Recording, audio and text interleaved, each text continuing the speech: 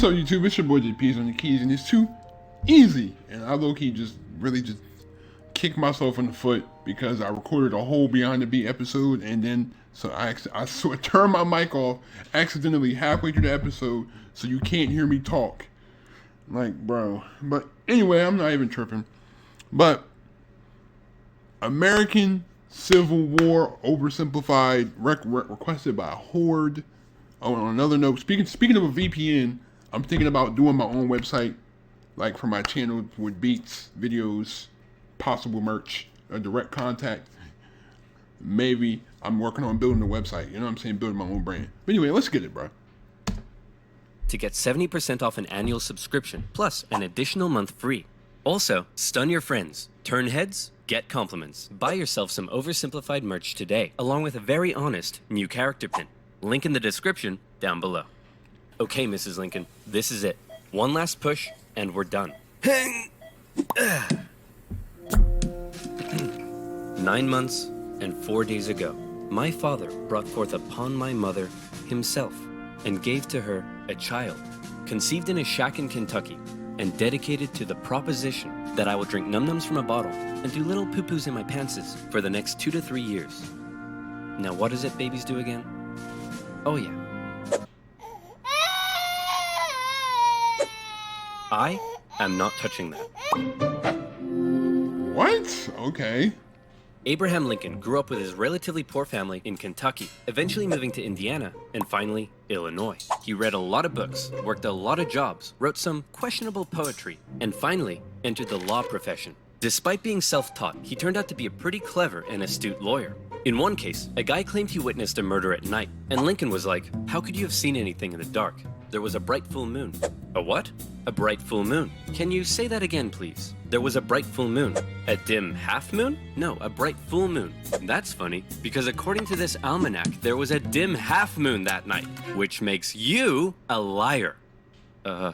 Well, I got a bright full moon for y'all right here. Now that's what I call a rebuttal.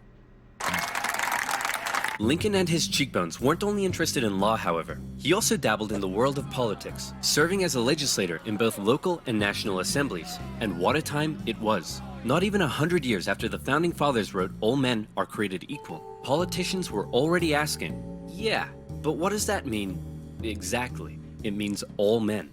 Yeah, but what does that mean exactly? And not just that.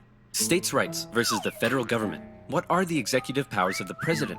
Is cereal a soup? The Founding Fathers left some of these questions perhaps a little too open to interpretation. And the biggest question of them all was slavery, an ugly mark on what should have been a revolutionary new nation based on liberty and democracy. Thomas Jefferson had written a condemnation of slavery in the Declaration of Independence, but out of fear of losing Southern states' support, it was removed. Hey guys, do you think leaving this a little vague will create any unforeseen problems in the future? Cannonball! How could you denounce slavery when all the politicians back then owned slaves? What? It doesn't make sense. If all the politicians, if all the founding fathers owned slaves, Thomas Jefferson owned slaves, George Washington owned slaves, even Abraham Lincoln owned slaves. Y'all, and I'm gonna tell you something. Abraham Lincoln did not want to abolish slavery. He wanted to keep slavery in the South. Okay, he wanted to keep slavery from spreading into the North. He owned slaves, so all of a sudden he's just like, "Oh man, this is terrible." You know what I'm saying? Like, even though I own slaves, let's not have any more. Like, that doesn't make sense. And those unforeseen problems were now beginning to rear their ugly heads. As the nation developed, the North and the South developed along two very different lines, and two very different cultural identities emerged. Northern cities began rapidly industrializing, while the southern climate allowed for large plantations of labor-intensive crops. As a result, one half of the country didn't rely on slaves, while the other half had become economically dependent on them. In 1793, Eli Whitney's cotton gin caused the slave trade in the South to explode, while in the North, a growing abolitionist movement was taking root. A general mistrust began to develop between the North and the South, as Northerners felt the South were hell-bent on expanding slavery, and fear spread throughout the South that the North wanted to take their slaves away. In 1819, there were 11 free states and 11 slave states. A perfect balance. A happy medium. A harmonious relationship. Hey guys, nice to meet And then Kansas, Missouri, Kansas compromise. Yep. you. I'm Missouri, and I would like Missouri to become Compromise, the 23rd yep. state. Hey buddy, welcome to the nation. We'll be happy to accept you as a free state. Oh no, you don't. You're trying to get one over on us. Missouri's gonna be a slave state. Okay, listen, why don't we just ask Missouri what it wants to be, and we slave state... Well, then, allow me to introduce to you the newest... Maine. Then they bring Maine into the country. They bring Maine to balance it out, obviously. freshest state on the scene. Maine. Right. Hey, you can't do that, and you can't have any more slave states above this line. What? The issue of slavery is solved, and it will never come up again. A few years later, it came up again. You see, as America expanded westward, each new state or territory that was added threatened to upend the delicate balance between the slave and free states. If one faction managed to outnumber the other, it could gain an easy majority and force its own ideals on the opposing side, leaving a huge portion of the population feeling spiteful and oppressed. For a while, compromises kicked the can down the road and kept the volatile balance in check, as new free and slave states were roughly added in pairs. But then one loudmouth state just had to barge in and ruin everything as usual. Texas. Yep, I knew it. The Yep, addition I of remember. Texas saw the United States enter into a war with Mexico, which they won, gaining a huge amount of land out west and creating even more problems. Hey guys, nice to meet you. I'm California, and I would like to become the 31st state. Hey buddy, welcome to the nation. We'll be happy to accept you as a southern slave state. Oh no, you don't. You're trying to get one over on us. California's gonna be a free state. Okay, listen, why don't we just ask California what it wants to be, and we can free state? Well, then, allow me to introduce to you the territories of New Mexico and Utah, able to freely vote for slavery themselves. Hey, you can't do that! And we can enter Northern Territory anytime we want to recapture escaped slaves. What? Right. The issue of slavery is solved, and it will never come up again. A few years... Not even just the fusion. Like, even if, realize also, even if people were caught, like, harboring slaves back then, like, if you're a white dude and you were caught with, like, a numerous amount of slaves in your house, you would get arrested as well. They weren't even just taking the slaves back. They were taking the people that were harboring the slaves and throwing them in jail too. So yeah, that was a weird time in America. Years later, it came up again. In 1854, a Democratic senator from Illinois wanted to build a really cool choo-choo train here and proposed that the territories of Kansas and Nebraska be created open to slavery, even though they were clearly above the Missouri Compromise line. Obviously, the northern states were like, hell no. But the southern Democrats who controlled Congress at the time were like, well, if you love liberty and democracy so much, then you should let them vote on whether slavery should be legal or not. And so it was. Huge numbers of pro- and anti-slavery settlers rushed to Kansas to sway the vote in their favor. And while they were all there, they began to beat the crap out of each other.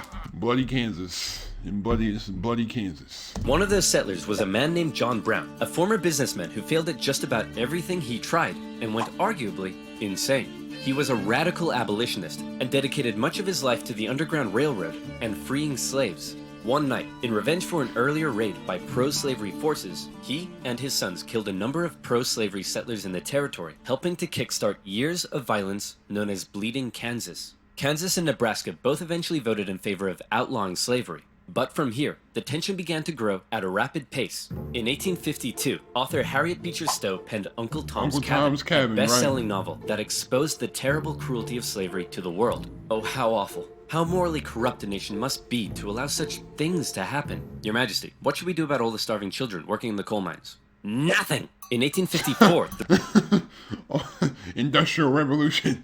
No.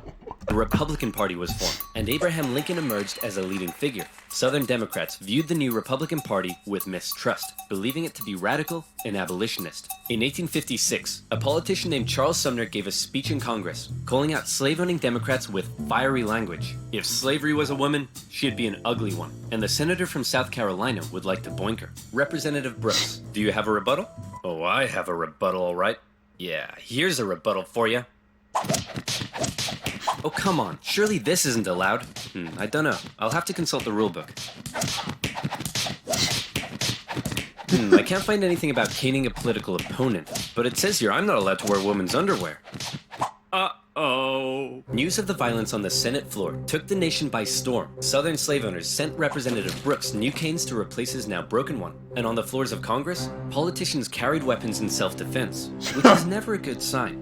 In 1857, the Supreme Court ruled in the Dred Scott case that all people of African descent, slave or free, could not be citizens, and therefore could not sue for their own freedom under any circumstances, undoing years of progress with the strike of a gavel. Now, within all this, And then you didn't even go into the Dred Scott decision. It's basically because he was a slave and he was with his master. His master were in Illinois, which is I think was a free state at the time, and he had been in Illinois for 7 years. And then it's either more than 7 years, and then he's arguing, oh, if I've been in a free state for all these years, I should be able to be a free man. But then the judge, I think it's like Robert Turner or something like that. I forgot the name of the judge, but then he's like, no, because you're not a citizen. You know what I'm saying? He didn't even explain that. But that's the Dred Scott decision rolled into like a little thing. this bitter debate over slavery, there were many nuances. North versus South, Republican versus Democrat, states versus the federal government. But let's strip all of that away. For 4 million individuals living in America, this wasn't about political intrigue or party alignment. It was about the basic human right to be free. Men, women, and children were stolen from their homelands and brought to the American continent, where for generations they were considered to be property, forced to live in poverty, and work from sunrise to sunset. Plantation overseers did whatever they felt was necessary to get the most out of their slaves. Punishments were often barbaric. Families were regularly separated, and parents could often only watch, as their children were auctioned off, never to be seen again. Thousands of slaves took the treacherous risk of running away, and abolitionists in the North helped many escape via the Underground Railroad, as bounty hunters entered the North to chase them down. Leading figures within the abolitionist movement included many significant free black men and women. But it's important to note that for many of the anti-slavery white individuals in the North, opposition to slavery was often an economic issue, not a moral one, as many worried large plantations would take their lands and livelihoods away. Abraham Lincoln knew that slavery was a moral evil, and he regularly spoke out against it in powerful speeches that helped him rise through the ranks of the new Republican Party. He lamented at the hypocrisy of a great American nation meant to stand as a shining beacon of freedom, while also enslaving 4 million men, women, and children. He most famously declared in 1858 that a house divided against itself cannot stand. But Lincoln did not want to abolish slavery altogether. He just said he wanted to keep it in the South. He didn't want to abolish it altogether because he felt if he tried to abolish slavery, it would have started, you know what I'm saying? It would have started a whole war over that because that's a big enterprise. That was their main moneymaker down there in the South. That one day, slavery in America would end.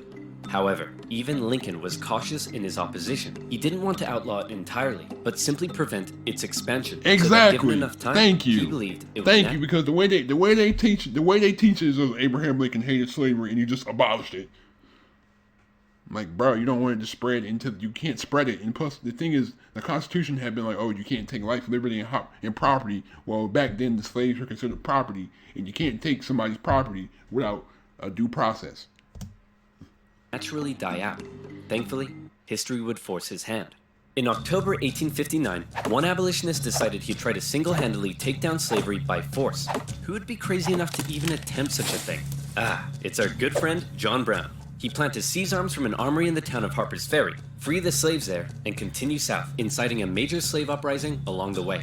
A noble cause, a bad plan, and terrible execution. Brown's men took the armory and some hostages, but were quickly surrounded by one Robert E. Lee and his U.S. Marines. Brown was captured, and a couple of months later, he was executed for treason. Northerners sympathized with Brown, but Southerners were like, you see this? They're coming for us. Soon, there'll be 1 million John Browns. 1 million John Browns? What on earth are you thinking about? A John Brown farm?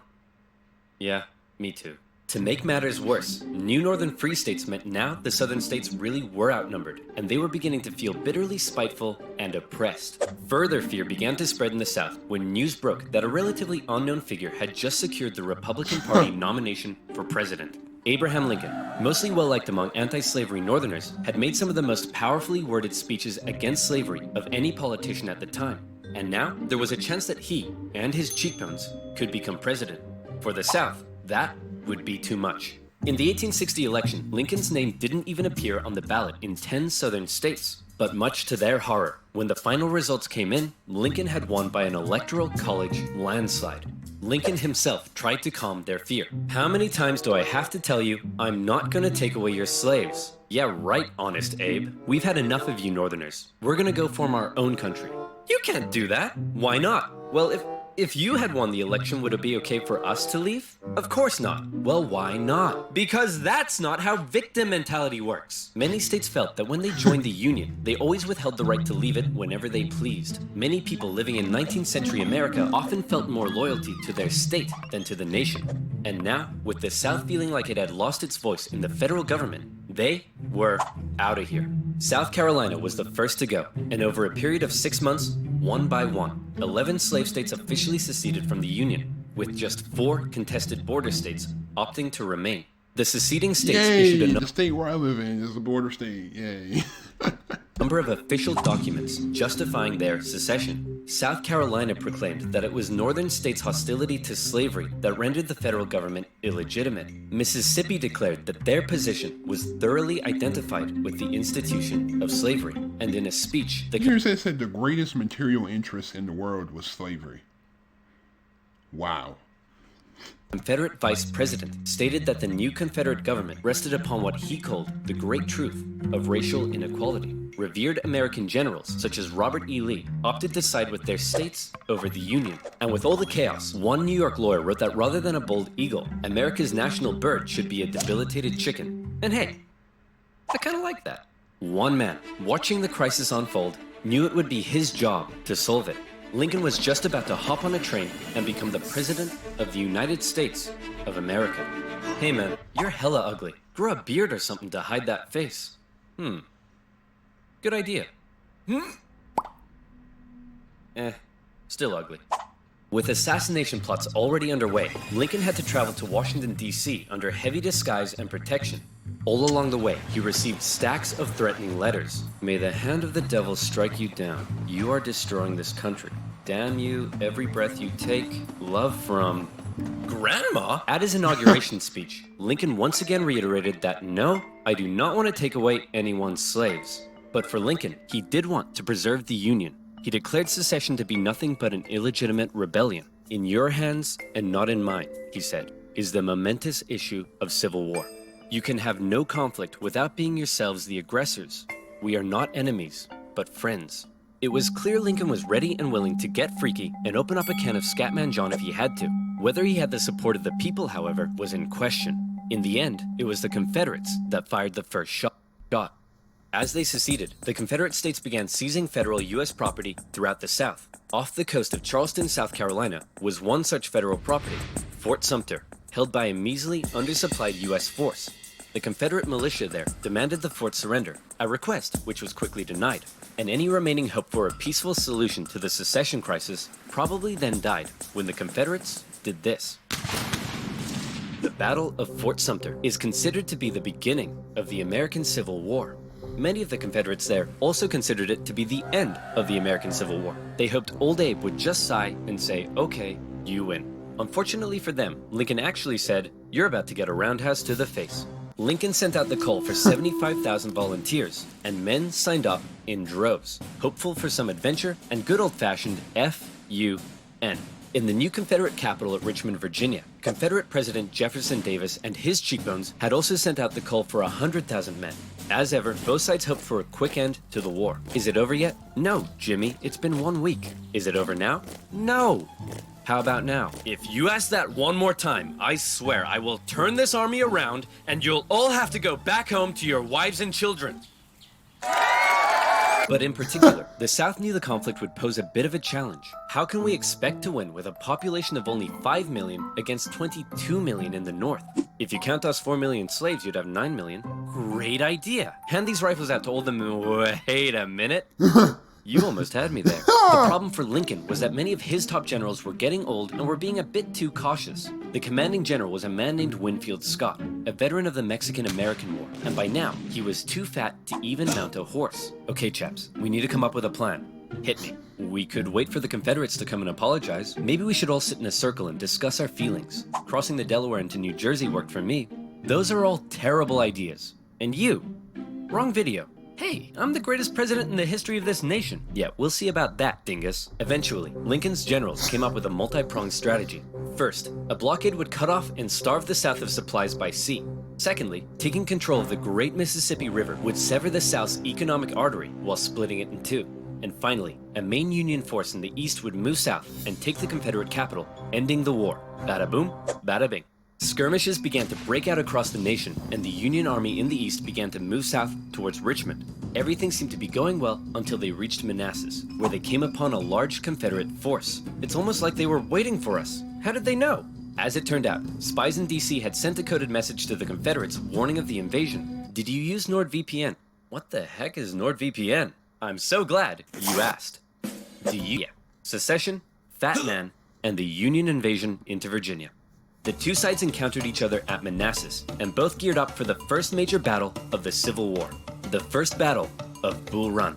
The Confederates rapidly brought in support via rail, and the two sides were about equal in numbers. However, they were also equally inexperienced. A large number of civilians also rode out by carriage from DC to picnic on the nearby hills and watch the excitement unfold. Nobody seemed to quite understand how destructive this war was going to be. The Union forces pulled a flanking maneuver to hit the Confederates on their left, and the two sides fired on each other in rows. Farm families living in the area were forced to flee the fighting, including a man named Wilmer McLean. Hurry up, Martha! There's a war out here! The more you tell me to hurry up, the slower I will go!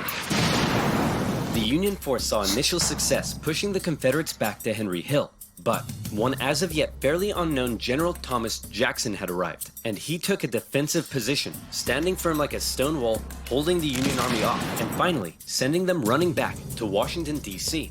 With heavy casualties, the sobering reality of war hit both sides hard, and the North, having just lost the first major battle, had to face the serious prospect that they may not actually win this war. President Lincoln, General Jackson whipped us so hard, the Confederates are calling him Stonewall Jackson. Wait, that's why they're calling him that? Not because he looks like he ran face first into a stone wall? Apparently not. Worse yet, the North had also lost the first major battle out west, giving away control of southwest Missouri.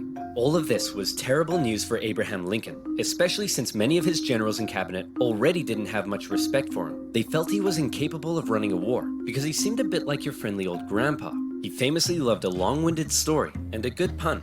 I've been so busy, my wife is missing me, but her aim is starting to improve. But deep down, few realized he could also be incredibly shrewd. Oh, Abe, you're so funny. Funny how? Funny like I'm a clown? Abe, I was just... No. Funny how? Like I'm here to amuse you? During the war, Lincoln committed acts that were viewed by some as impeachable. His administration suppressed the free media from printing articles sympathetic towards the South. Some Southern sympathizers were even arrested without a trial. Lincoln's criticizers began accusing him of being a tyrant. But to quote the man himself, hey, it's war, baby. What are you gonna do? By the end of 1861, with things already looking bad for the North, abolitionists such as Frederick Douglass couldn't believe that the Union Army weren't enlisting black men. He continued to put pressure on Lincoln to make the war about emancipation. Mr. President, it's time to make the war about emancipation. I don't want to ruffle any feathers. The feathers are already ruffled.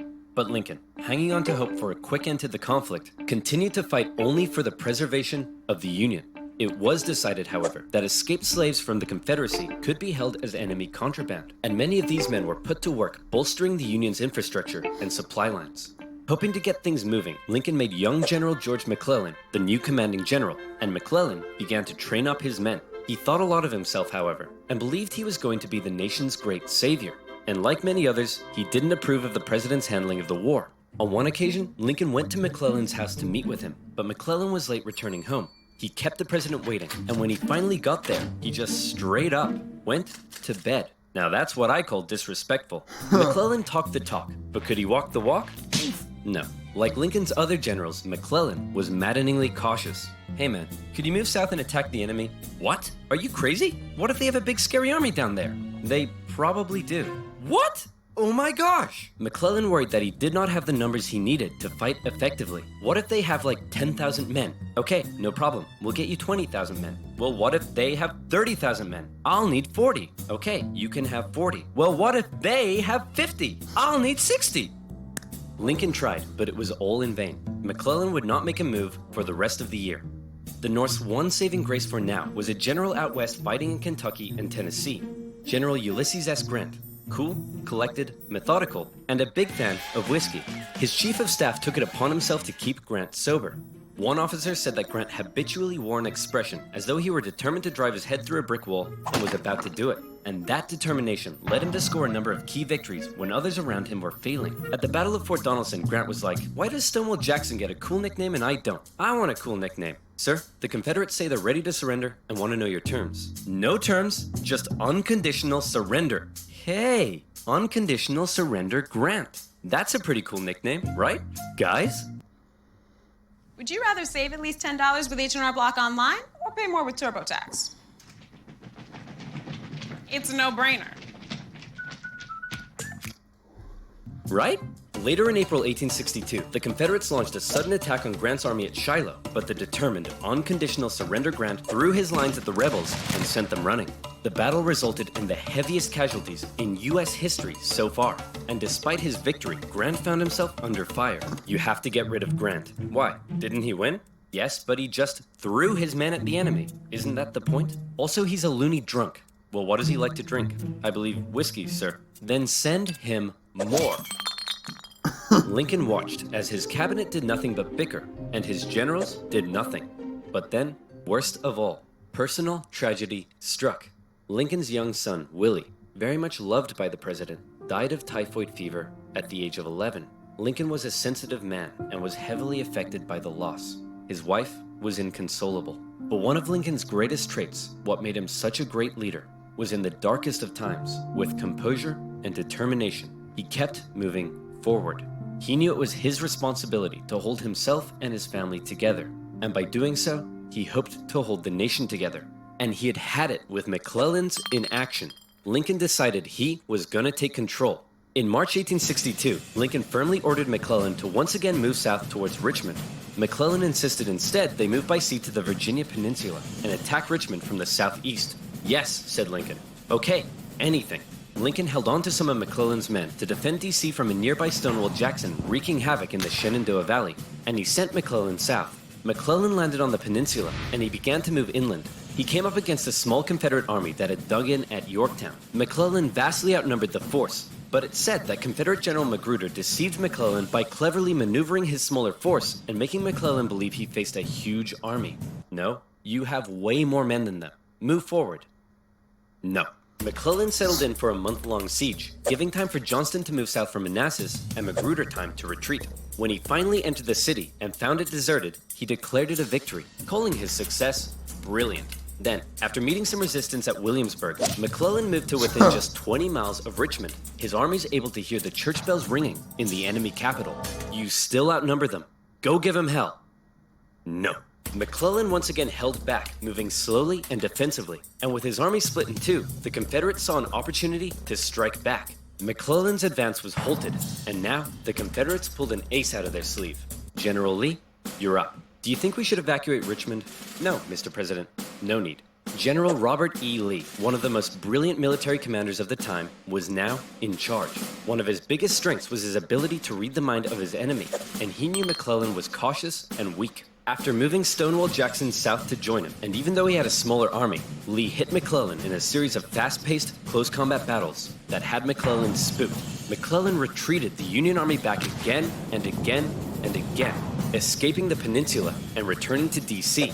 Lee had defeated McClellan, and the campaign had failed. Well, that was a major success. A success? Tell me exactly what was successful about that. Well, we successfully retreated. You lost. I didn't lose. I merely failed to win. Things just kept looking worse for the North. At least their navy had seen some success, capturing a number of key port cities, notably when they steamrolled past Confederate forts to take New Orleans. And speaking of the navy, both sides had begun using ironclads. So that's pretty cool. But in the East, they still weren't having any luck. After McClellan's disastrous campaign, Lincoln briefly sent out one General John Pope to attack Northern Virginia. "Hey man, just checking in. How's it going?" "Well, the Confederates kicked my butt at Cedar Mountain. Then they raided my camp and ran off with my money and clothes. Also, I appear to have been wedgied." Lee defeated Pope at yet another battle at Bull Run, in which nearby farm families once again got caught up in the fighting. "Hurry up, Martha! There's another war out here!" I'm waiting for my hair to dry. Wilmer McLean, sick of war, moved his family south, where he knew the war would definitely, absolutely, never touch him again. But Lincoln had yet another problem to contend with. European powers, in particular the UK, were looking increasingly like they may intervene diplomatically on the side of the Confederates. They were missing their precious supply of southern cotton because of the Union blockade, and they wanted to see a swift conclusion to the war. The tension between America and Great Britain had been increasing, especially after... Wow, that's so stereotypical. They got the T. That's so stereotypical. Confederate diplomats were discovered on a British ship. Now, after McClellan's failure to take Richmond, the UK declared it impossible for the North to win. Lincoln needed something to prevent Europe from getting involved, and after more petitioning from abolitionists, he decided maybe the time was finally right to make the war about ending the institution he hated, slavery. If the North had a noble cause to fight for, Europe would be less likely to intervene. But Lincoln and his cabinet knew before they could declare something as radical as emancipation, they needed a victory, especially now that the Confederates were about to go on the attack. Aware that he had a limited number of men and supplies, Lee now hoped that if he could just threaten Washington, D.C. militarily, he would gain Europe's recognition and crush Northern morale in time for the midterm elections, forcing the North to negotiate. With confidence at an all-time high, for the first time, Robert E. Lee invaded the North. But on September 13th, the North finally had some luck. Oh boy, it's my lucky day! A cigar in a field. Hey, what's this wrapped around it? Oh my gosh! That's right, the North had discovered General Lee's battle plans wrapped around some cigars. And in them, they saw that Lee had split up his forces. McClellan headed out from D.C., and the two How did the battle plans just randomly go missing? sides met in the Battle of Antietam, a crucial battle that would decide the course of the war. It saw the most vicious fighting to date, and still remains the single bloodiest day in American history. But, for once, the North came out victorious, and Lee was forced to retreat. He's on the run. Chase him down and finish him off. No. You know what, old buddy, old pal? You're fired. The North had won their crucial victory. Lincoln breathed a huge sigh of relief, and with that win, he was prepared to take a huge step. On September 22nd, the Emancipation Proclamation was issued. In January, all slaves held in the Confederate States would be, as far as the US government was concerned, officially free. Throughout the North, free black men and women rejoiced, knowing that if the North were to win, their brothers and sisters would no longer be held in bondage. The proclamation also... Okay, but that still leads to Jim Crow and Wall Street bombings and civil rights movement and KKK and all that extra stuff. So really, I mean, it was, yeah, so. had the intended effect on Europe, who were not willing to oppose a pledge to end slavery. An outraged Confederacy knew that Lincoln had given the war a new meaning. It was no longer just about the preservation of the Union. Now, it was about creating a new Union, washed clean of its original sin. A Union without slavery. Anyway, thanks again for watching. Let me know if you want part 2. You know what I'm saying? That was, of course, he left out a lot of stuff. You know what I'm saying? But, of course, you know, you can't always expect people to do everything. But it was a nice little new thing to watch. Anyway, thanks again for watching. Leave a like if you enjoyed. Subscribe if you're new to the channel. Don't forget to share your video wherever you share videos at. Also, don't forget to follow me on Instagram. Anyways, I'm out. Peace.